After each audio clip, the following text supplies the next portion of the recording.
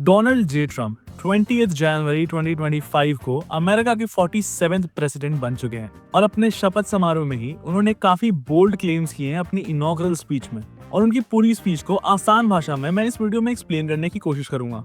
सबसे पहला claim Trump ने ट्रांसजेंडर पॉलिसी को लेकर किया है और उन्होंने कहा है कि अब से अमेरिका के अंदर केवल 2 ही जेंडर्स होंगे, मेल और फीमेल।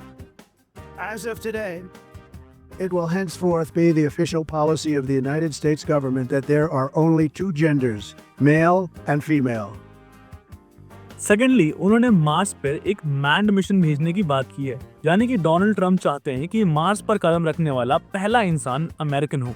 और जब उन्होंने ये प्रॉमिस किया उस वक्त वहाँ इलॉन मस्क भी मौजूद थे और सबसे ज्यादा खुशी उस वक्त इलॉन मस्क के चेहरे पर दिखाई दे रही थी। इसके अलावा एक काफी बोल्ड क्लेम जो ट्रम्प ने किया है वो है पैनामा कनाल को वापस से रिक्लेम करने का।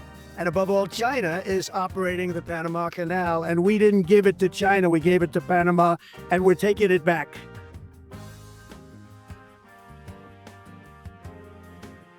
एक्चुअली अमेरिका ने काफी पैसे खर्च करके पैनामा कनाल को बनाया था और आज की डेट में पैनामा कनाल को अमेरिका नहीं बल्कि पैनामा गवर्न करता है और कंट्रोल करता है। पर आज की डेट में पैनामा के रिलेशंस चाइना से काफी अच्छे हो चुके हैं, इस वजह से चाइना उस कनाल को यूज कर रहा है और इस बात पर ट्रम्प ने आपत्ति जताई है और उन्होंने ये भी कहा है कि पैनामा यूएस को ओवरचार्ज करता है और कनाल को चाइना को यूज करने देता है और इसी वजह से वो पैनामा कनाल को रिक्लेम करना चाहते हैं यूएस के लिए। चौथा क्लेम जो उन्होंने किया है वो इमिग्रेशन पॉलिसी पे किया है। उन्होंने कहा है कि वो किसी भी तरह की इलीगल एंट्री को रोकेंगे और जितने भी इलीगल इमिग्रेंट्स वहां मौजूद हैं उन सबको डिपोर्ट करेंगे। All illegal entry will immediately be halted, and we will begin the process of returning millions and millions of criminal aliens back to the places from which they came. इसके अलावा उन्होंने ये कहा है कि जितने भी ड्रग कार्टेल्स ऑपरेट कर रहे हैं उन सबको वो टेररिस्ट डेजिग्नेट कर देंगे। Under the orders I signed today, we will also be designating the cartels as foreign terrorist organizations.